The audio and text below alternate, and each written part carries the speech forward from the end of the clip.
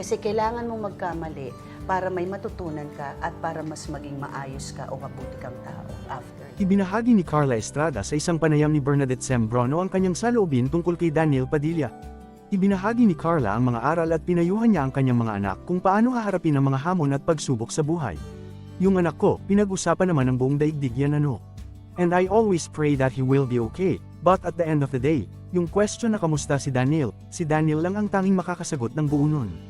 As a mother, I always pray for the best for my son. Para sa mga anak ko, hindi lang kay Daniel and I always pray na maging better sila. Panimula ni Carla, hiling daw ni Carla na matuto ang mga anak sa kanilang mga pagkakamali at sa mga pagsubok na pinagdadaanan at daranasin pa nila. Sana kapag dumadaan sila ng mga pagsubok, sana maganda ang lesson. Kailangan mong magkamali para may matutunan ka, at para maging mas maayos ka at mabuting tao. Nandito lang ako lagi sa likod ni DJ if ever tawagan niya ako, gusto niya akong makausap.